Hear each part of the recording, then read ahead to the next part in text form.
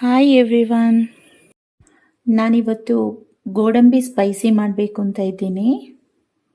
ನಾವಿವಾಗ ಗೋಡಂಬಿನ ಸುರ್ಕೊಳ್ಳೋಣ. ನಾನು ಎಷ್ಟು ಗೋಡಂಬಿ ತಗೊಂಡಿದ್ದೀನಿ ಹೀಗೆ ಸುರ್ಕೊಂಡು ನಿಮಗೆ ಎಷ್ಟು ಬೇಕು ಅಷ್ಟು ಗೋಡಂಬಿ ತಗೋಬೋದು.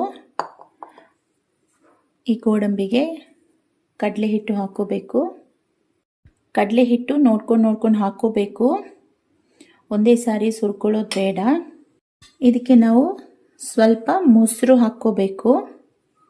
ಅದು ಮೊಸರು ಅಷ್ಟೇ, ಅದು ಥಿಕ್ನೆಸ್ ನೋಡಿ, ಅಂದರೆ ತುಂಬ ಗಟ್ಟಿಯಾದಾಗ ಸ್ವಲ್ಪ ಹಾಕ್ಕೊಂಡು ಕಲಿಸ್ಕೋತಾ ಬರಬೇಕು. ಇದಕ್ಕೆ ನಾವಿವಾಗ ಸ್ವಲ್ಪ ಖಾರದ ಪುಡಿ, ನಿಮಗೆ ಹೇಗೆ ಖಾರ ಬೇಕು ಹಾಗೆ ಹಾಕ್ಕೊಳ್ಳಿ. ನಾನು ಎಷ್ಟು ಹಾಕಿದ್ದೀನಿ. ರುಚಿಗೆ ಬೇಕಾದಷ್ಟು ಉಪ್ಪು,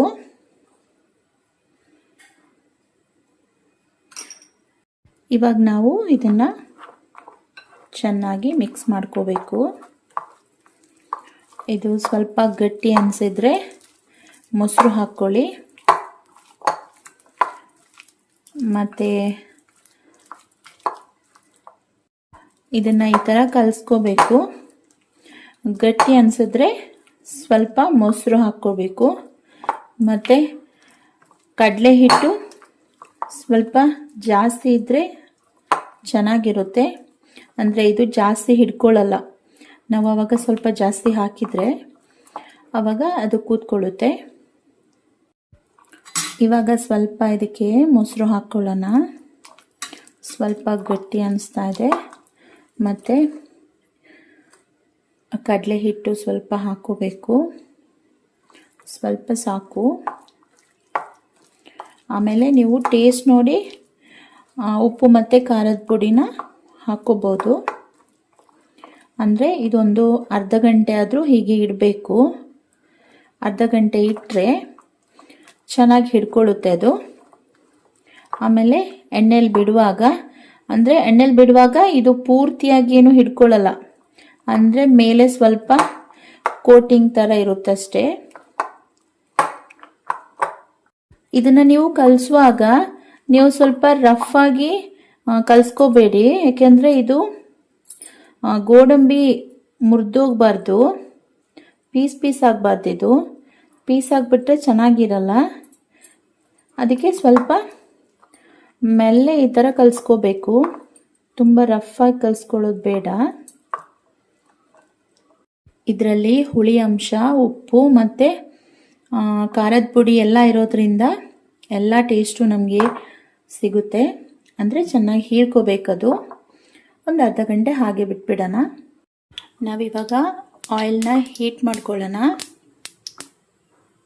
ಇವಾಗ ಆಯಿಲ್ ಬಿಸಿ ಆಗಿದೆ. ಇವಾಗ ನಾವು ಇದಕ್ಕೆ ಗೋಡಂಬಿ ಮಿಕ್ಸ್ನ ಹಾಕ್ಕೊಳ್ಳೋಣ. ಒಂದೊಂದಾಗಿ ಹಾಕಿ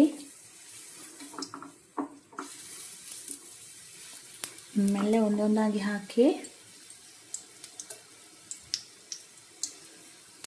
ಈ ಥರ ಗೋಡಂಬಿನ ಎಣ್ಣೆಲಿ ಈ ಥರ ಬಿಟ್ಕೊಂಡು ಬರಬೇಕು.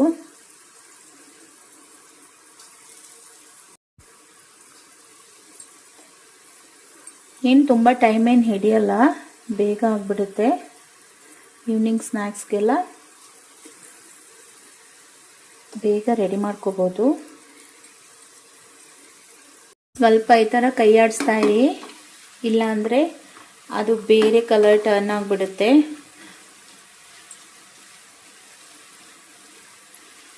ಇದು ನೋಡಿ, ತುಂಬ ಕಲರ್ ಏನು ಬರೋದು ಬೇಡ. ಅದು ಕಡಲೆ ಹಿಟ್ಟಾಗಿರೋದ್ರಿಂದ ತುಂಬ ಏನೋ ಬೇಯೋದು ಬೇಡ. ಅದು ಕಡಲೆ ಹಿಟ್ಟು ಬೇಗ ಎಣ್ಣೆಲಿ ಬೇಗ ಫ್ರೈ ಆಗಿಬಿಡುತ್ತೆ.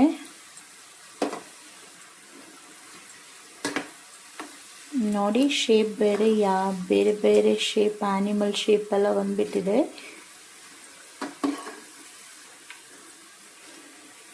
ಆಗ್ಲಿಕ್ಕೆ ಬಂತು ಇದು. ಇನ್ನು ಸ್ವಲ್ಪ ಫ್ರೈ ಆದರೆ ಸಾಕು. ತುಂಬ ಫ್ರೈ ಆದರೆ ಮತ್ತೆ ಅದು ಬ್ರೌನ್ ಕಲರ್ ಬಂದ್ಬಿಡುತ್ತೆ, ತಿನ್ನಲಿಕ್ಕೂ ಚೆನ್ನಾಗಿರಲ್ಲ. ಇದು ಇವಾಗ ಆಗಿದೆ, ಸಾಕು. ತೆಗೆದುಬಿಡೋಣ. ನೋಡಿ ಈ ಥರ ಬಂದಿದೆ.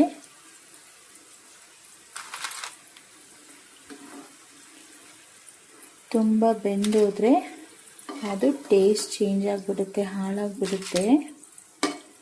ಸಾಕಿದು.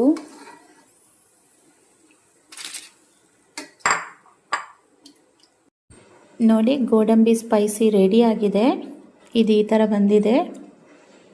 ಇದು ನೋಡಿ ಒಳಗೇನೋ ಬೆಂದಿದೆ ಚೆನ್ನಾಗಿ, ತಿನ್ನಲಿಕ್ಕೂ ತುಂಬ ಟೇಸ್ಟ್ ಇದೆ. ನೀವು ಒಂದು ಸಾರಿ ಟ್ರೈ ಮಾಡಿ. ನಿಮಗೆಲ್ರಿಗೂ ಈ ವಿಡಿಯೋ ಇಷ್ಟ ಆಗಿದೆ ಅನ್ಕೋತೀನಿ. ನಿಮಗೆಲ್ರಿಗೂ ಈ ವಿಡಿಯೋ ಇಷ್ಟ ಆಗಿದ್ದರೆ ಲೈಕ್ ಮಾಡಿ, ಸಬ್ಸ್ಕ್ರೈಬ್ ಮಾಡಿ, ಕಮೆಂಟ್ ಮಾಡಿ, ಶೇರ್ ಮಾಡಿ ಮರಿಬೇಡಿ. Thank you.